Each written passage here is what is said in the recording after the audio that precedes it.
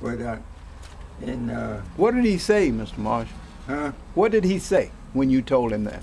He he didn't say nothing right then, but he about 6 months after that, he carried me to some part of Florida down there to sell some land, and he got on there. Us got on there on a cliff, and I always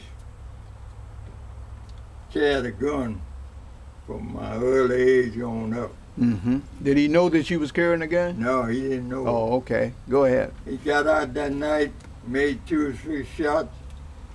I got out and made 2 or 3. Okay, now I'm laughing to keep from crying, but now you sent a serious message there, huh? He said, I didn't know you towed the gun. Mm-hmm. I told him, no, I didn't know you towed the one. Mm-hmm. And from that day on, then he never did. When he paid off, he had a great big house, and I'd sit there in a little office, and I'd hand him the checks. He'd hand them to me. From that day on, he already respect me from that day. Miss Marshall, where did you muster that kind of true grit to stand up, to make up your mind to stand up to the white man? Where'd you get that from? Well, you know, I seen so much happen and so much going on till I just got tired of it. And I said I wasn't going to put up with it no longer. When you made that decision, who did you make that agreement with? Did you make it with yourself? Did you go to God with it? Did you tell your mama? Or how did you muster up to that point? When I made that decision, I went to God and my mama too. I told her I wasn't going, white folk wasn't going to run over me no more. I bet you scared your mama to death, didn't you? Yeah. What did she say to you? She told me, well, I wouldn't do that if I was you. I told her, well, I ain't going to take it no more. What did she say? Well, she said, well, you know, the time we living in now, ain't nothing we can do. I told her, yeah, it was something I could do. I wasn't going to let these white folks run over me. How did your daddy handle them? Did you ever watch your daddy deal with white people? And did you draw any conclusions from that? Yeah, my daddy, in my days, and my daddy, he most worked on the farm. We sharecrop, and we was sharing with a guy you call Willie Shell. He jumped on my daddy once in the field out there. White man? Yeah. Okay. When he jumped on my daddy, I nailed him. I knocked him out. Okay. And, how did you survive that? well, I left. I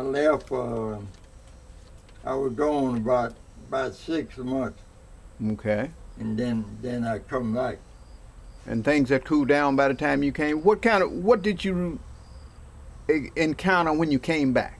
When I come back, I didn't go to work for that same crowd. I went to work for another guy. Okay. And I went to work for by the day. This guy was cottonman. He gave me $1 a day. All right. And back in them days,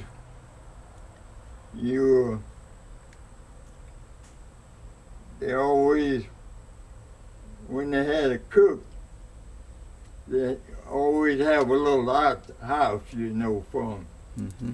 And he built me a little old house out there, and I stayed out there with him about 2 or 3 years.